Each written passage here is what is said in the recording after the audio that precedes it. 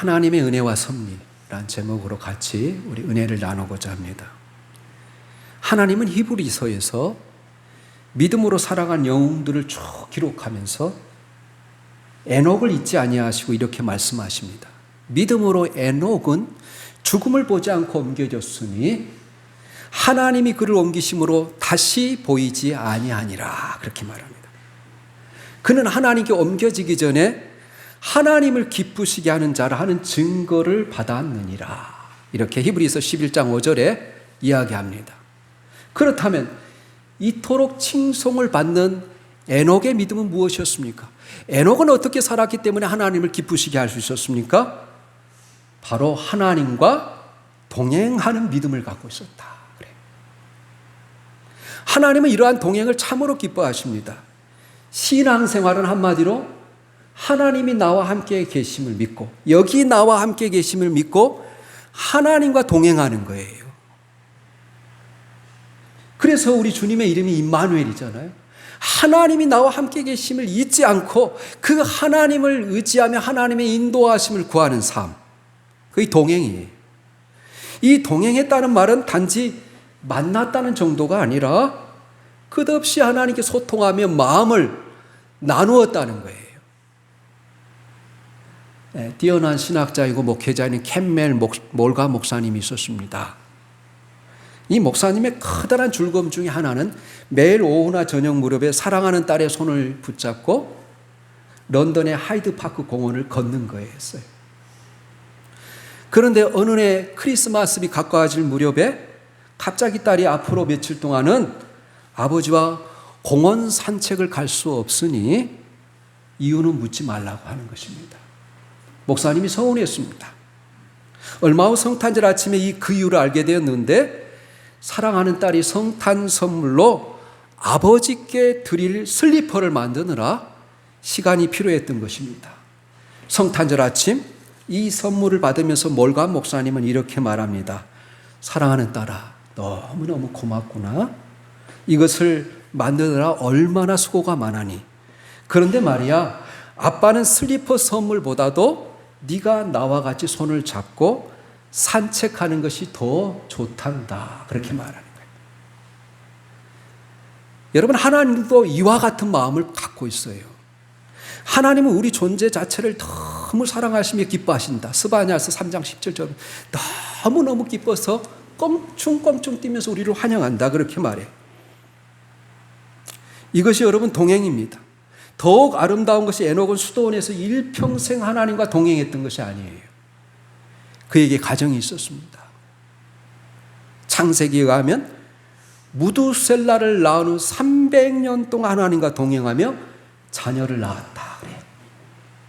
이 짧은 구절이 이 여러분 에녹을 다 설명할 수 없지만 많은 이야기가 담겨져 있어요. 에녹은 우리처럼 힘든 시대 속에서 일상생활을 하면서 무려 300년을 하나님과 동행하며 살았습니다. 애들과 함께 지지고 볶는 생활, 일상생활을 하면서 속이 상하는 일도 많았을 것입니다. 하나님께 잘못한 일도 많았을 것입니다. 그럴 때마다 하나님, 아이들이 이렇게 속상하게 해요. 하나님, 제가 이런 죄를 지어서 용서해 주세요. 바로 이것입니다. 지극히 평범한 일상생활 속에서 어느 순간도 하나님과 동행하는 삶, 에녹과 같이 하나님과 동행한 이야기가 있는 사람을 하나님이 가장 사랑하세요. 그래서 우리가 남은 생애 동안 해야 될 일이 무엇이냐? 하나님은 우리와 같이 사랑의 이야기를 만들어가고 싶어 하는 거예요. 우리가 하나님과 동행한 이야기, 하나님을 사랑한 이야기를 기록하기를 원하세요. 내가 하나님께 기도했더니 하나님께서 내게 응답해 주신 이런 이야기들을 하나님은 하나님의 서재에 두고 계시기를 원해요. 그리고 많은 오고 가는 영혼들이 바로 우리를 통해서 은혜를 받기를 원하는 거예요. 오늘 본문은 야곱과 관련되어 결혼하는 이야기입니다. 야곱은 하나님의 사람이었지만 그의 일생에서 하나님께 그리고 사람 앞에 가장 잘못한 것이 뭐였어요? 정직하지 못했다는 거예요. 가족을 속였다는 거예요. 그가 외삼촌 라반의 집으로 왜 왔습니까? 가족을 속였기 때문에 형의 축복을 도둑질하고 도망온 거예요. 여러분, 외삼촌 라반에게는 두 딸이 있었어요. 큰 딸은 레아였습니다. 우리가 앞에 성경을 읽어보면 레아는 시력이 좋지 않았다. 눈이 좋지 않았어요. 그 시대는 안경이 있었던 시대도 아니고 사람이 여러분 오는 것, 동물들이 움직이는 것을 볼 수 없었어요. 그래서 늘 집안에 머물며 내성적이고 비활동적인 여인이었어요. 반면에 라헬은 성경에 의하면 곱고 아름다웠다 그래요. 그러니 야곱이 자연히 라헬을 사랑할 수밖에 없었습니다. 그리고 여러분 앞에 읽어보면 라헬이 밧단 아람으로 여러분 삼촌 라반의 집으로 왔을 때 우물가에서 누구를 만납니까? 라헬을 만나요. 라헬을. 근데 라헬이 뭐 하고 있었느냐면 아버지 양을 치고 있었어요. 그래서 우물가에서 그 양에게 여러분 마실 물을 줘야 되는데 야곱이 마실 물을 줘요. 그리고 처음 야곱을 환영했던 여인이 누구냐? 라헬이었어요. 그리고 처음 키스를 했던 여인이 누구냐? 라헬이었어요. 그래서 우리가 앞에 읽어보면 한 달 동안 머뭅니다. 그러면서 여러분 그가 자유인으로 살 수 있고 아니면 삼촌 라반의 집에서 종으로서도 살 수 있었는데 한 달 동안 머물면서 그가 뭐 하냐면 이 라헬과 함께 양을 치는 거예요. 라헬과 함께 양을 치면서 친하게 되고 그녀를 사랑하게 되면서 외삼촌 라반에게 제안을 합니다. 제가 7년 동안 외삼촌의 양을 열심히 돌볼 테니 7년 후에는 라헬을 아내로 주세요. 그래서 외삼촌의 허락 아래 라헬을 얻기 위해서 7년 동안 열심히 봉사했어요. 그 당시에는 여러분 친족 간의 결혼이 보편적인 것이었습니다. 라헬을 사랑했기 때문에 성경의 표현에 의하면 7년이 수일처럼 며칠간의 노동처럼 그렇게 지나갔다는 거예요. 드디어 7년이 됐습니다. 결혼식이 치러집니다. 중동지방에서 결혼식은 주로 밤에 이루어졌어요. 밤에 결혼식이 치러지고 뭐 한잔 했을 것입니다. 그리고 또 여러분 그 시대에는 전기불이 없는 시대잖아요. 그리고 여자들은 또 노을로 그 얼굴을 가렸을 것입니다. 너무 피곤해서 여러분 깊이 잠들었을 것입니다. 아침 햇살이 비춰올 때 사랑하는 신부를 더듬어 만져보고 얼굴을 보고 나서 기절할 뻔했습니다. 자기가 그토록 사랑했던 라헬이 아니라 라헬의 언니 레아였던 것입니다. 이 기막힌 상황에서 야곱이 어떻게 고백하냐면 25절이에요. 우리 25절 말씀 한번 읽어보겠습니다. 다시 한번 29장 25절이에요. 같이 읽습니다. 시작. 야곱이 아침에 보니 레아라 라반에게 이르되 외삼촌이 어찌하여 내게 이같이 행하셨나이까? 내가 라헬을 위하여 외삼촌을 섬기지 아니하였나이까? 외삼촌이 나를 속이심은 어찌 됨이니까? 너무 깜짝 놀라서 어찌하여 세 번이나 그러잖아요. 어찌하여 내게 이같이 행하셨나이까? 어찌하여 라헬이 아니라 레아를 주셨습니까? 외삼촌이 나를 속이시면 어찌 됨입니까? 이렇게 이야기해요. 여기서 여러분 마지막에 야곱이 어떤 단어를 쓰고 있습니까?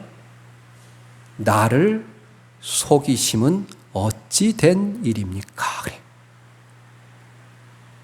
야곱은 아마 나중에 깨달았을 것입니다. 자기도 형을 속이고 그곳으로 도망해 왔다는 사실을. 그런데 여러분 처음으로 거꾸로 속이는 자가 속임을 당하는 거예요. 여러분 이것을 우리가 인과율이라고 해요. 인과응보라고 그래요. 인과응보. 모든 결과에는 원인이 있다는 거예요. 원인 없는 결과는 없습니다. 모든 결과는 원인이 있기 때문에 그 결과를 초래가 된다는 거예요. 이 인과율은 여러분 모든 종교의 기초예요.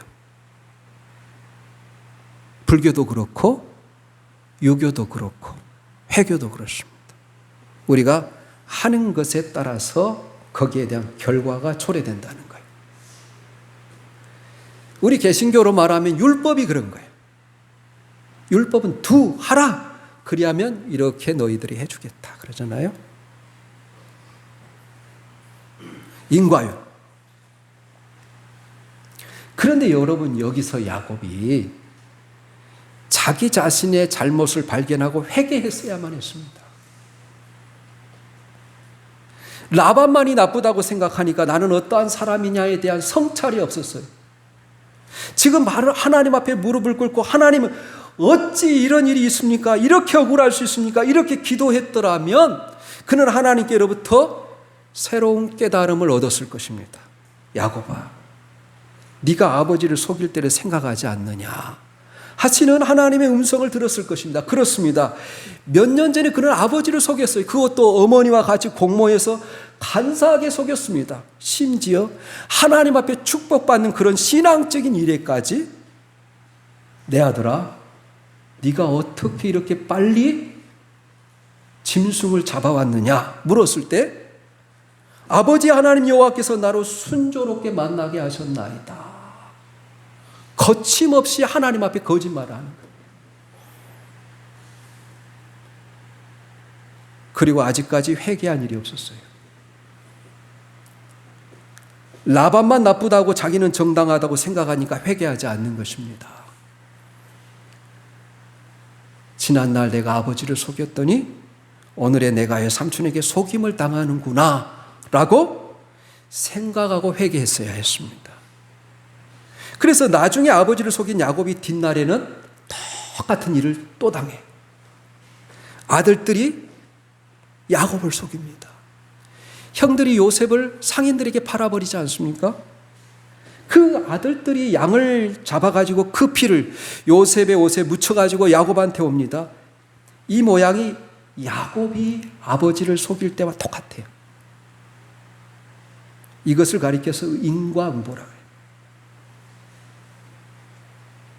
그래서 아버지 야곱이요, 요셉이 죽었구나라고 보고할 때 야곱이 그 옷을 보고 피를 보고 웁니다. 내 아들의 옷이라 악한 짐승이 그를 먹었도다. 요셉이 정년 찢겼도다. 그가 잃어버렸다고 생각했던 사랑하는 아들 요셉을 만날 때까지 13년 동안 통곡하며 울며 지내는 거예요. 이 야곱의 험악한 생활을 여러분 이야기합니다. 야곱이 그렇게 고난을 당해요. 생각해 보십시오. 아버지를 속인 아들이 또 그 아들들에게 속는 것은 당연한 거라는 거예요. 우리 한번 말씀 한번 찾아볼까요? 갈라디아서 6장 7절에서 8절 말씀입니다.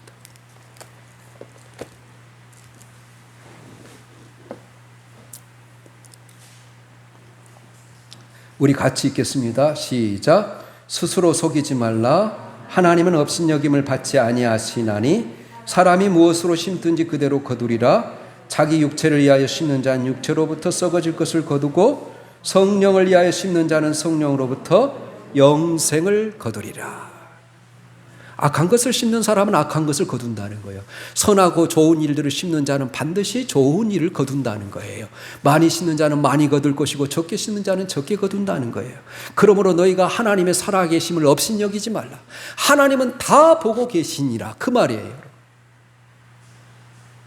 그리고 9절에는 우리가 선을 행하되 낙심하지 말지니 포기하지 않으면 때가 이르면 거두리라. 그 말씀이 이어지는 것입니다. 이것을 가리켜서 우리가 인과응보라고 해요. 여러분, 많은 사람들이 왜 하나님 앞에 자기 자신을 성찰하지 못할까요? 그것은 나는 옳고 당신만이 잘못됐다고 생각하기 때문에 그래요. 하나님 앞에 무릎 꿇고 다시 한번 자기 자신의 진실을 우리가 찾아보시기를 바랍니다. 어디서부터 멀어졌는지, 어디서부터 우리가 잘못되었는지, 어디서부터 하나님의 첫사랑을 잃어버렸는지, 이 하나님의 관계가 어디서부터 끊어졌는지, 이 하나님과의 관계를 회복하고 항상 하나님의 돌보심의 은혜를 누리며 살 수 있기를 예수님의 이름으로 축복합니다. 여기서 끝나지 않아서 이제 라반이 라헬이 아닌 레아를 먼저 준 이유를 오늘 창세기 26장에 26절에 이야기합니다. 뭐라고 그래요? 이것이 바로 우리 지방의 전통이다 그러는 거예요. 언니를 먼저 주는 것이 우리 지방의 전통이다 그러는 거예요. 야곱보다 한 수 더 뜨는 것입니다. 야곱이 간사한데 삼촌은 더 간사한 거예요. 예. 그래도 야곱은 어찌 그럴 수가 있느냐고 따져보았지만 소용이 없었습니다. 그래서 라반이 네가 7년을 더 일해주면 라헬을 주겠다고 제안해요. 지금까지 7년을 여러분 열심히 일하고 성실하게 일했습니다. 그래서 삼촌이 여러분 양떼가 많아졌어요. 그런데 야곱이 꼼꼼하게 일하는, 성실하게 일하는 모습을 보고 야곱을 계속 붙들어 두기 위해서 그의 딸 라헬을 이용하는 거예요. 그리고 7일 후에 여러분 레아하고 또 신혼기간 7일을 갖게 하고 이 7일 후에 누구를 주냐면 라헬을 줘요. 오늘 성경에 하면. 그리고 그 라헬을 여러분 옛날에 고대 근동지방에는 신부를 얻게 되면 반드시 여러분 비싼 값을 치러야 됐어요. 그래서 또 7년을 일하게 되는 14년을 삼촌의 종으로 사는 거예요. 삼촌의 거의 노예다시피 사는 거예요.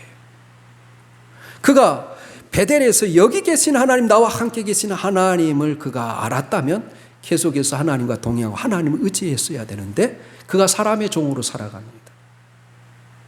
여러분 요즘 같았으면 어려움 없었을 텐데 야곱은 7년을 더 봉사해요. 근데 이것이 야곱의 장점이에요. 야곱은 열정과 집념의 사나이에요. 우리가 성경에서 계속 보면 여러분 왜 야곱의 이름이 야곱입니까? 그 형 에서가 나올 때 쌍둥이였는데 그 형의 발꿈치를 잡고 나오잖아요. 그때부터 그는 약탈하는 자예요. 빼앗는 자예요. 소유에 집착하는 자예요. 그것이 바로 야곱의 일생일 수 있습니다. 야곱이기 때문에 포기하지 않았어요. 웬만한 사람들 같으면 뭐 내가 여자 하나 때문에 7년을 더 썩어 포기했을 것입니다. 그러나 야곱이 이런 소리 한마디 안 하고 7년을 묵묵히 일한 후에 마침내 자기의 소원을 성취하고 맙니다. 이것은 노력하면 얻는다는 것을 깨닫게 되는 거예요. 이것 또한 인과응보예요. 제가 언젠가 여러분들에게 율법과 은혜의 차이점을 한번 쭉 프린트해 주겠는데 제가 오늘 한 두세 가지만 여러분에게 이야기하겠습니다. 종교, 율법은 뭐냐면 나는 순종한다, 그러므로 용납받는다. 이것이 율법이에요. 복음은 뭐냐? 나는 이미 용납받았다는 거예요. 그러므로 나는 순종한다는 거예요. 차이점을 아시겠어요? 순종하는 이유는 뭐냐? 율법은 두려움과 불안이에요. 내가 순종하지 않으면 벌을 받을까 봐. 복음은 뭐냐? 순종하는 동기가 감사와 기쁨이에요. 주님께서 이미 십자가에서 이루신 모든 은혜를 받아들이고 감사하며 기뻐하며 기꺼이 순종하는 거예요. 이게 복음이거든요. 순종하는 이유는 하나님께 무엇을 받기 위해서가 종교적인 거라면 복음은 순종하는 이유는 하나님을 더 알기 위해서, 하나님을 기뻐하고 하나님을 닮아가기 위해서.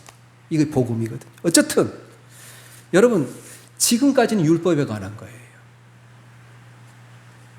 그런데 야곱의 생애는 이것이 전부가 아니었습니다. 인과율을 가지고 인과응보를 가지고 모든 것을 설명할 수 없습니다. 그것이 전부가 아니었어요. 제가 읽지는 않았지만 오늘은 사실 30장까지 여러분들에게 설명하려고 해요.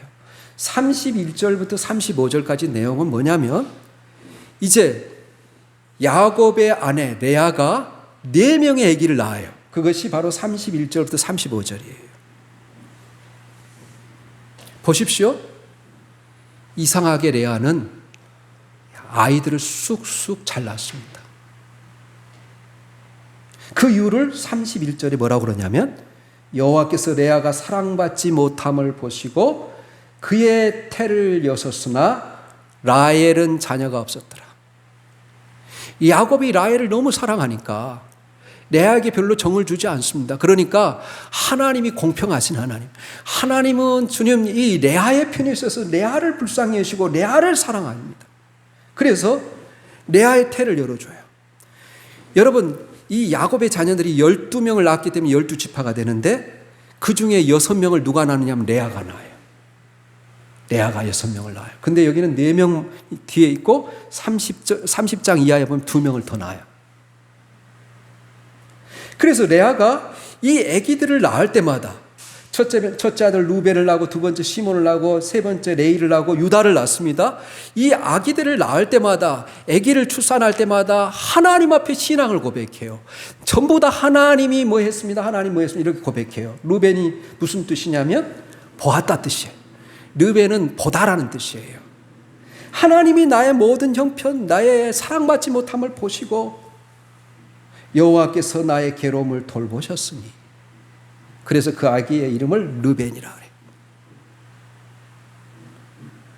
두 번째 하나님께서 시몬을 낳게 되는데 여호와께서 내 기도를 들으셨도다. 듣다라는 뜻이에요. 시몬은. 우리가 그 들으라 할 때 그 단어하고 똑같은 단어입니다. 그리고 이제 세 번째 아기를 낳았는데 레이를 낳습니다.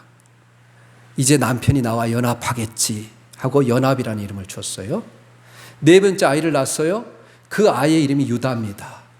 유다는 하나님께 찬송하고 하나님께 감사하겠습니다. 이런 찬송과 감사라는 뜻이에요. 근데 전부 다 뭐라 그래요? 내가 이제는 여호와를 찬송하리로다. 다 하나님을 높여요. 누가? 레아가. 이 레아의 고백 속에서 레아는 이 하나님의 함께 하심을 증거합니다. 그리고 가장 놀라운 사실은 레아의 아들 유다를 통해서 약속된 메시아 예수 그리스도가 탄생하는 특별한 은총을 입게 돼요. 그래서 마태복음 1장 1절에 뭐라고 그래요? 아브라함과 다윗의 아선 예수 그리스도의 세계를 아브라함이 이삭을 낳고 이삭이 야곱을 낳고 야곱은 유다와 그 형제 유다를 이야기해요. 유다를 낳은 사람이 누구예요? 레아예요. 가장 복된 여인이 됩니다. 이런 야곱의 단점과 장점을 넘어서 야곱의 그 실패와 성공을 넘어서 하나님이 마침내 야곱과 라헬 사이에도 아기를 주세요. 여러분, 아이들을 다른 사람들이 다 10명을 낳는 동안 라헬은 아기를 갖지 못했어요. 그 세월이 얼마나 길었을까요? 생각해 보세요. 12명의 아들 중에 10명을 다 낳고 나서 라헬의 태를 열어줘요. 레아의 그 시녀 실바에게서 2명이 나오고 또 여러분 그 라헬의 시녀가 먼저 비라가 2명의 아기를 낳아요. 그래서 여러분 다 아기를 10명까지 낳았는데 그때까지 아기를 주지 않아요. 그래서 얼마나 여러분 야곱과 라헬이 기다렸겠어요. 얼마나 괴로웠겠어요. 얼마나 고통스러웠겠어요. 그래서 여러분 이 하나님이 특별한 은혜를 베풀어 줬어. 이 인과율을 뛰어넘어. 여러분 라헬을 아기를 낳을 때마다 시기하고 질투하는 그런 내용이 쭉 30장 1절부터 흘러요. 굉장히 분노하면서 왜 나에게는 아기를 주지 않느냐고 남편에게 화를 냅니다. 그러니까 여러분 야곱이 라헬에게 성을 내어 이르되 2절에 보면 그대를 임신하지 못하게 하시는 이는 하나님이신 내가 하나님을 어떻게 대신하겠느냐 그래. 그런데 마침내 22절부터 24절에 보면 창세기 30장 22절부터 24절에 보면 하나님이 라헬에게 아기를 줘요. 그 아기의 이름이 뭐예요? 요셉이었어요. 요셉. 이 요셉은 하나님의 구속사적인 그 역사 속에 매우 중요한 인물입니다. 여러분, 전부 다 흉년이 되고 죽을 수밖에 없었는데 요셉 때문에 다 고센 땅에서 살게 되지 않아요? 요셉은 하나님의 구원사를 전개하기 위해서 하나님이 아이를 낳을 수 없는 이 여인을 터치하시고 태를 열어주셔서 기적적으로 낳은 아들이 누구냐? 요셉. 그래서 이것을 뭐라고 그래요? 은혜라고 그래요. 할 수 없는데, 자격이 없는데 베풀어진 사랑, 그것을 은혜라고 그래요. 은혜를 받을 만한 자격이 전혀 없음에도 불구하고 하나님이 일방적으로 베푸신 기적, 그 기적을 가리켜서 은혜라고 그러는 거예요. 여러분, 이 은혜가 여러분 가운데, 여러분의 삶 가운데, 여러분의 모든 생활 가운데 늘 함께 하시기를 예수님의 이름으로 축원합니다. 은혜를 받고 살아야 돼요. 제가 여러분들에게 묻겠습니다. 우리가 구원을 받은 것이 은혜입니까? 율법 때문입니까? 선한 일을 많이 해서 그렇습니까? 네, 은혜입니다. 이걸 확실하게 고백하지 않으면 안 돼요. 에베소서 2장 8절 9절에 보면 너희가 그 은혜에 의하여 믿음으로 말미암아 구원을 받았으니 이것이 너희에게서 난 것이 아니요 하나님의 선물이라. 그러므로 누구든지 자랑하지 못하게 하려 함이라. 그래. 여러분, 우리가 하나님 보시기에 우리의 행위를 따지고 보면 우리는 진노를 받을 수밖에 없고 심판을 받을 수밖에 없고 지옥에 갈 수밖에 없는 사람이, 그럼에도 불구하고 하나님이 저와 여러분을 구원하셨어요.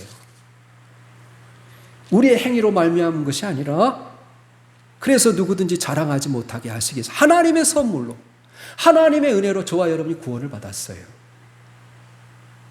믿습니까? 믿으시기 바랍니다. 그러니까 라헬의 태가 열려서 요셉이 출생하게 된 것은 하나님의 전적인 은혜라는 거예요. 얼마나 기뻤을까요? 그래서 그 아들의 이름을 뭐라고 지었어요? 요셉이라 지었어요. 이 요셉에는 두 가지 뜻이 있습니다. 여러분 책에도 해석이 되어 있지만 하나님이 나의 모든 수치와 부끄러움을 제거했다라는 뜻이. 그동안 아기를 못 낳아가지고, 여러분 그 시대에, 고대 시대는 아기를 못 낳는 것이 저주라고 생각했어요. 이 모든 부끄러움을 다 제거하셨다 뜻이고, 또 하나는 요셉의 뜻에, 이름의 뜻은 두 가지 뜻인데 더해 주셨다 그런 뜻이에요.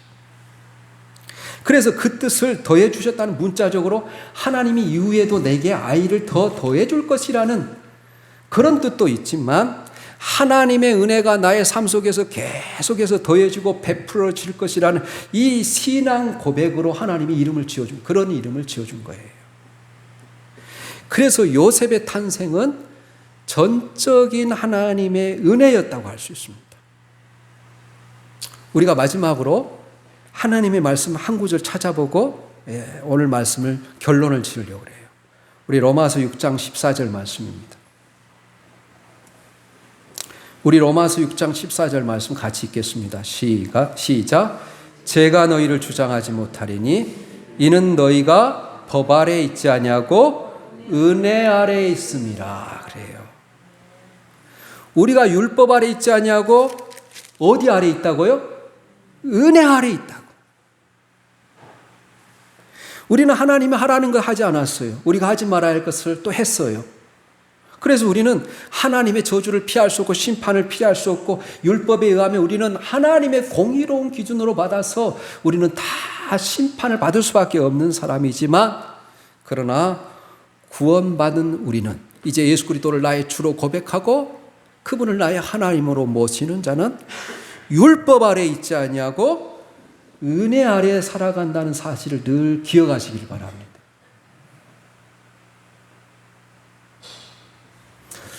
여러분, 브로드웨이 최장기 뮤지컬 중에 하나가 레미제라블. 제가 옛날에 한 번 했던 애와 같아요. 그 주인공이 장발장이지 않습니까?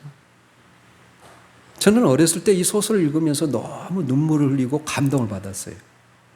이 뮤지컬을 보면서 장발장 말고 두 사람이 아주 중요한 역할을 합니다. 그 두 사람 중에 한 사람이 자베스 경사예요. 경찰이 나오는데, 그는 장발장 뒤를 계속 추적해. 20년 동안 장발장을 추적해요. 이 사람의 목적은 뭐냐면 죄인은 반드시 죄값을 치러야 된다는 거예요. 그래서 여러분, 장발장이 출세를 하고 성공을 하고 시장이 되었음에도 불구하고 20년 동안 계속 쫓아다녀요. 장발장이 허물이 없는지. 그래서 그 사람 장발장을 심판하려고 해요. 그래서 이 자베스가 누구냐? 율법을 대표하는 사람이에요. 율법을 대표하는 사람. 율법은 다 이런 여러 가지 조항을 지키지 않으면 하나님의 심판이 임할 거라는 그런 뜻이잖아요. 또 한 사람이 누굽니까? 신부가 나와요. 아무도 장발장이 감옥에 나왔을 때 재워주지 않아요. 그런데 신부가 하룻밤 숙식을 제공합니다. 이 신부 집에서 자는데 은초대가 너무 탐이 났어요. 그리고 은초대를 훔치고 도망치지 않습니까? 그를 수상히 여긴 경찰이 그를 잡아 신부의 사택으로 데리고 와서 묻습니다. 빵 한 조각 여러분 훔친 것으로 18년 동안 감옥 생활을 했던 이 장발장이 이제 신부의 말 한마디에 다시 감옥에 갈 수밖에 없는 상황이었어요. 그때 신부가 뭐라고 대답합니까? 이것은 훔친 것이 아니라 내가 선물로 준 것입니다. 이것이 바로 은혜예요.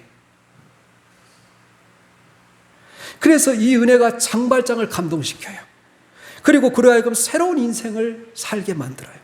그래서 지역의 많은 사람들에게 장발장이 존경을 받습니다. 여러분, 율법과 계명은 사람을 변화시키지 못해요. 그러나 은혜를 깨달으면 변해야 돼요. 장발장 역시 은혜를 경험하고 인생이 변하기 시작했습니다. 그리스도인들의 변화는 거기서 일어나는 거예요. 우리의 변화는 하나님의 진노와 저주를 받을 수밖에, 심판을 받을 수밖에 없는 우리가 하나님의 놀라운 은혜로서 그 은혜를 경험함으로 주님, 이제 제가 어떻게 살아야 합니까? 하나님의 구원받는 자답게 살려고 애쓰는 것. 여러분, 허물 많은 사람이, 허물이 없는 사람 한 사람도 없어요, 성경에 보면. 그럼에도 불구하고 우리가 하나님의 은혜에 감사하며 감격하며 하나님의 뜻대로 살려고 노력하는 것을 하나님께서 우리에게 의롭게 보시는 거예요. 그런데 여러분, 이 십자가는 율법과 은혜가 완벽하게 드러난 것이에요. 죄는 처벌받아야 됩니다. 우리의 죄와 허물로 인해서 받아야 할 형벌과 저주를 주님이 대신 받으십니다. 징계를 받으셨어요. 채찍에 맞으셨어요. 온갖 수치와 모욕을 당하셨어요. 그렇기 때문에 예수 그리스도의 죽음은 하나님의 공의로우심을 만족시킵니다. 그리고 예수 그리스도께서 죽으시고 다시 살아남으로 말미암아 우리가 생명을 얻게 됐어요. 이것이 바로 은혜입니다. 예수께서 대신 진노를 받으시고 죽으심으로 우리가 용서받고 구원받고 영생의 소망을 품고 살아가는 것.